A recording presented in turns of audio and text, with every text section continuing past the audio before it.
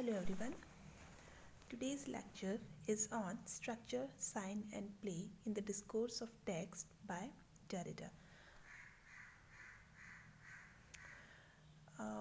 We have already discussed that Derrida was a deconstructionist and the founder of post-structuralism. This essay, Structure, Sign and Play in the Discourse of Text or in the Discourse of Human Sciences, is actually a lecture delivered by Derrida at Hopkins University on 31st October 1966. Basically, this was a controversial lecture as the conference was on structuralism, but Derrida's thoughts were not in support of structuralism. Hence, post-structuralism was introduced in the field of literary theories. So, Derrida sets up the scene for this text right away in the quote from Montaigne, which says, "We need to interpret interpretation more than to interpret things." So, his focus is direct inward at the workings of our minds, away from objects our minds are supposed to interpret. So, this need for an interpretation of interpretation implies a paradox because the higher interpretation also needs to be interpreted by an even higher interpretation, and that also needs to be interpreted, and so on to infinity. So the quote he has taken from Montaigne, that we need to interpret interpretation more than to interpret things, um, is prepares the reader for a self-conscious reading, or we can say a torturous abstract reading. So Derrida, when begins the play, this lecture, this text, with a reference to a recent event into history of the concept of structure. But immediately he retreats to quotation of use of the word event. He is concerned with the word event because this is too loaded of meaning. Okay, it is too much loaded with meaning. That means it has a multiple meanings, and this is the problem of structure. Now Derrida talks about the center of a structure, which controls the structure by orienting it and organizing it. In an unorganized structure which is unconceivable, and a structure without center is which is unthinkable. So then he contends that the center delimits and diminishes the possible play within the structure. Play is whatever goes against organization and coherence of the structure. So Derrida now points out the paradox that the center of structure must be both inside and outside the structure. When he talks about the event or the rupture of event, the event which is an epistemological break with which the structurality of structure was questioned. It is actually a radical decentric. So, what is a structure or a center? Structure is as old as episteme, Western science, and metaphysics. The structure is organized around a center. The function of center is to orient, to balance and organize structure, and to limit free play of elements within the structure. Okay, now when he talks about that, where is the center? So Derrida says that the center, it can be anywhere. It can be inside and outside the structure. It can be a part of the structure. It can be independent of the structure. Okay, structure is organized around the center, so hence the center should be in the structure. But since it controls the structure, it can be outside the structure also. In order to have a good control over the structure, it must be a part of the structure and also independent of it. Hence, the center is not the center, and after the rupture, the center is not a natural site or fixed locus rather than a non-locus function. So when he talk about the concept of structure, Derrida surveys that the entire history of the concept of nature or structure up to the recent is still mysterious. Rupture as a series of is a series of substituting one center for another. Never there was a structure without a center, full of nothing but play. So, what types of centers were there so far? Derrida names a few, and he says that essence, existence, substance, subject, consciousness, God, men, they all can be centers.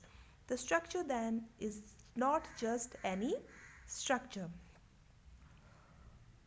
but a structure of concepts, that is philosophy, uh, with one central concept that controls it.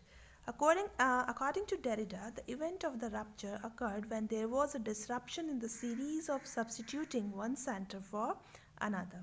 In simple words, there was a disruption in the process of changing the central concept of prevalent philosophy.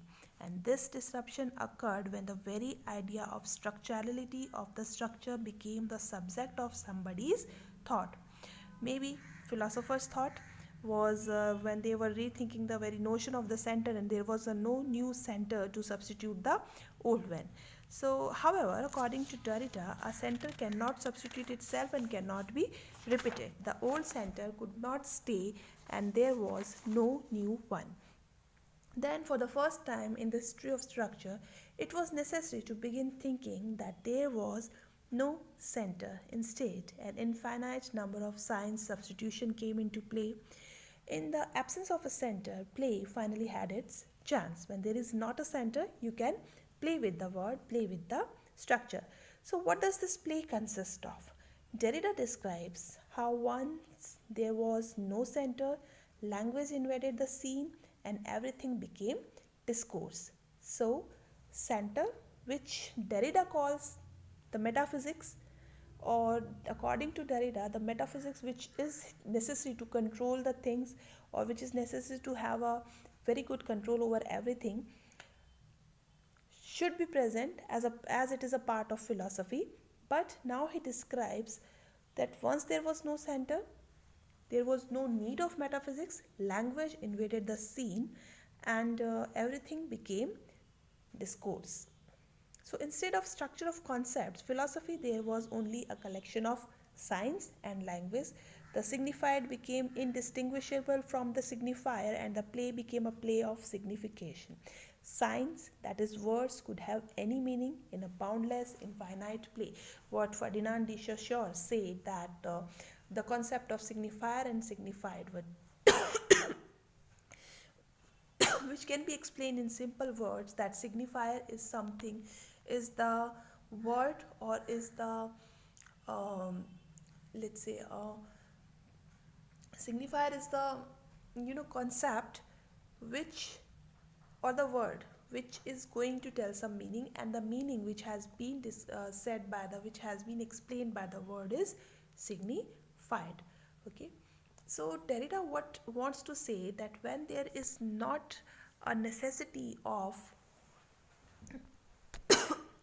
and say when there is not a necessity of philosophy or metaphysics, like Derrida wants to save philosophy from this decentralization or from this deconstruction. Like when we are interpreting something, we should deconstruct the text only. If you are going to deconstruct, if you are not going to deconstruct, then you will have to believe the philosophy behind the whole text.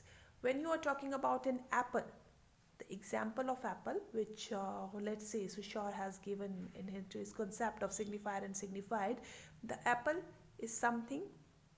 When we say the word apple, it carries an image, a red round apple fruit, or maybe it can be green apple for those who have seen green apple, it can be golden apple for those who have seen the golden apple, or it can be something different for those who have seen the mobile or laptop of Apple company. It can be the apple as an equipment, or for those who haven't seen an apple into their life, it can have a different meaning. But when we put it into a structure, it has a certain meaning. So there should be this, the structure. Otherwise, if there is not structure, there is a play. Okay, and when there is a play, it can be now have various interpretations. So here Derrida wants, in this essay, he wants to say that we should not talk about the actual object, rather we should talk about the interpretations. We should try to interpret the interpretations. So for this whole rupture is the rupture of metaphysics, which Derrida says, or the rupture of philosophy, or the concept, which can be any concept, as we have seen. It can be consciousness, it can be existence, it can be substance, it can be God, it can be man. Not believing on any of them is uh, caused by these three philosophers, or these three people who are responsible for this rupture. They are Friedrich Nietzsche, Sigmund Freud, and Martin Heidegger. Nietzsche, Freud, and Heidegger, all of them, they have denied the consciousness, metaphysics, being, truth, self-presence, self-identity, or the destruction or re-examination of metaphysics. But Derrida says the critique of metaphysics is objected. This critique, which is of metaphysics, which is done by these three philosophers, Derrida says that in their critique they use the very logic of metaphysics. To criticize the metaphysics also they have used metaphysics, and we have no language outside the metaphysics. To question metaphysics, we have to use metaphysics itself. Derrida says, and it is his firm belief, that we cannot do without the concept of sign, for we cannot give up this metaphysical complicity without also giving up the critique we are directing against this complicity. Okay, so he says he's concerned about saving the distinction between the sign and what it signifies, because we cannot do without the concept of sign, for we cannot give up this metaphysical complicity without also giving up the critique we are directing against this complicity. He also gives the example of Prometheus, who was not allowed to die so that the eagle could keep eating his liver. The sign has to be kept in existence in order to keep being critiqued. The ugly face of deconstruction finally shows itself. Derrida is characteristically blunt about the paradox that the metaphysical reduction of sign needs what it is reducing, and he goes further to say that Nietzsche, Freud, and Heidegger could destroy each other only because they worked within an inherited system of metaphysics. They inherited enough of what to destroy. Now, next he moves over the concept of ethnology.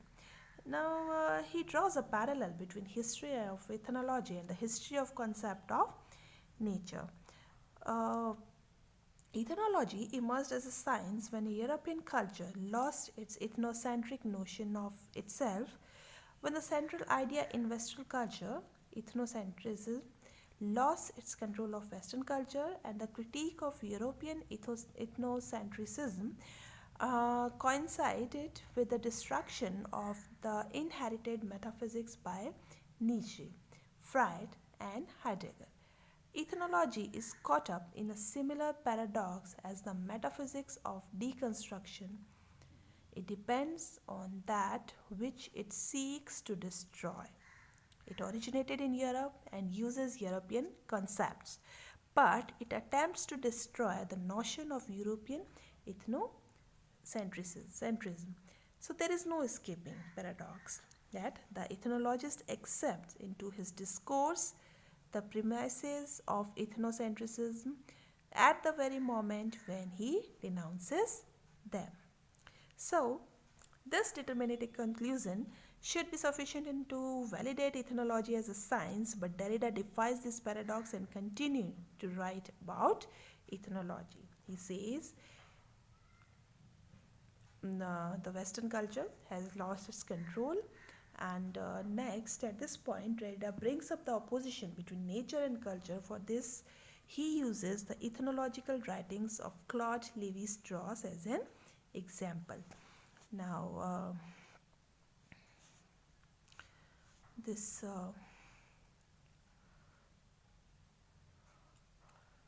Levi Strauss' nature culture um, opposition, to which Derrida criticizes. So, what he writes, Levi Strauss says, introduces the term incest into his theory. So, when he says that nature is something universal and independent of any norms, and culture which depends on social structure and changeable with changing times. So, here the scandalous paradox of incest has been um, discovered by Levi Strauss. That he says that nature and culture are in opposition, and the taboo of incest, as Levi Strauss observed, was both natural and cultural. It was a universal taboo, not particular to specific culture, but still a part of each culture. The problem, obviously, is not with the taboo of incest, but Levi Strauss' interpretation to its universality as natural. Okay. Hence, Derrida uses the term deconstruction as Levi Strauss writing to explain the language when he uses the same idea of universal and natural and culture when he says something incest, the concept of good or bad, which has been introduced into culture but not into the nature, as having sexual relationship with one's um, blood relations has is not denied by nature, rather it has been developed by culture, that this is a good thing and this is a bad thing. So Derrida uses this paradox to commend Levi-Strauss for continuing the the nature-culture opposition in his ethnological studies while criticizing its inherent paradox. Again, he says this is an example of deconstruction, as Levi Strauss has been deconstructing his own theory. So, this scandal of opposition is to be questioned. Now, Derrida proceeds to claim that once the opposition between nature and culture is questioned, there is no way to separate nature and culture, and they become indistinguishable. Another successful deconstruction has taken place. So, at this point, Derrida proceeds to search for the origin or originator of language. So, now in his linguistic musings, he hypothesizes that if there was such an originator, he must be a myth because he would be the absolute origin of his own discourse and supposedly would construct it out of nothing. However, Derrida admitted before that signs could not exist independently of what they signify. The logical conclusion would be that language did not come into existence without of nothing, but was preceded by the concepts it was about to name. Or, in objectivist term, man developed a conceptual um, capacity before he developed language. So, the concepts were introduced first and language came into practice later. So, Derrida continues to use Levi-Strauss' writings to explain that language was preceded and created by mythology. He describes mythology as a structure with no center, that is, no origin or cause, but was not center defined before as an overruling concept, which mythology certainly has. So, he here talks about the binary opposition of Levi-Strauss. Levi-Strauss structuralism is an approach to analyze culture or human culture is just an expression of underlying structure of the human mind. And this binary opposition, which is Levi-Strauss concept in two opposite things, that is, for example, hot and cold. Strauss used it to explain marriage and taboos to understand binary opposition.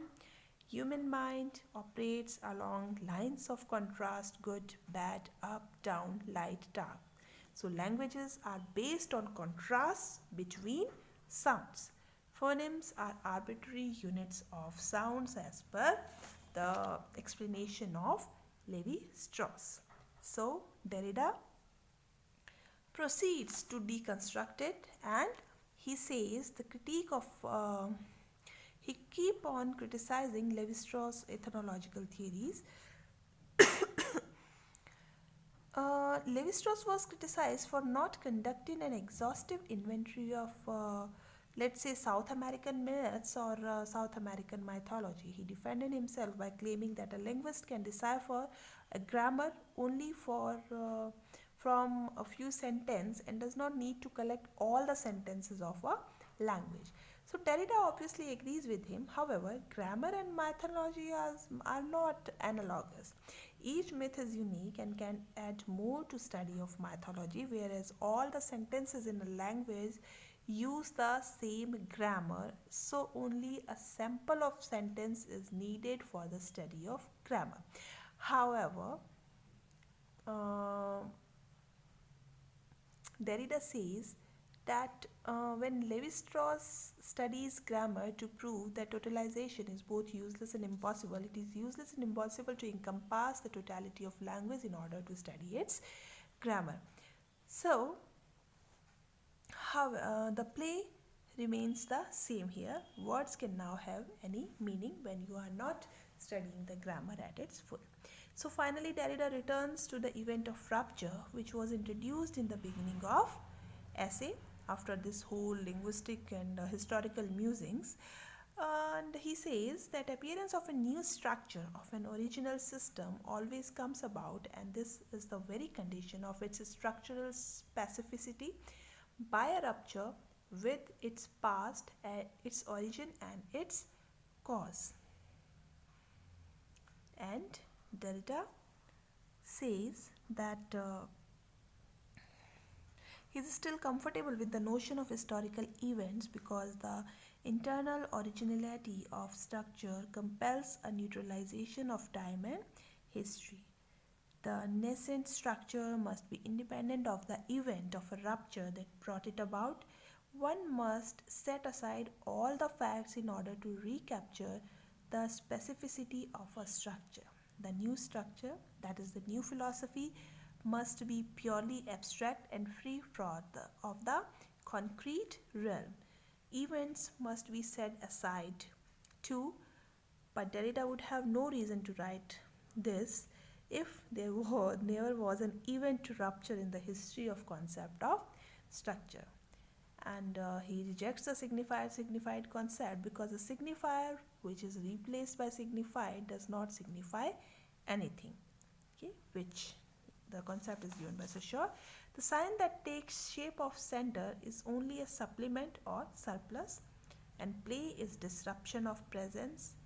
It is a play of presence and absence, but pre-exist both. So Derrida leaves no doubt as to his position when he indicates that the Nietzsche pointed the way. He reproaches that those who cannot face the inevitable birth of the world of play. Play is possible if only we can forego our need for truth, if only we can forego our terror of monstrosity that emerges as the new centerless, formless structure makes its appearance. It is possible then to have a philosophy without concepts, without orientation, and without coherence. It is possible to keep deconstructing philosophy, language, or anything and still be safe in the world of play. Thank you. Thank you very much.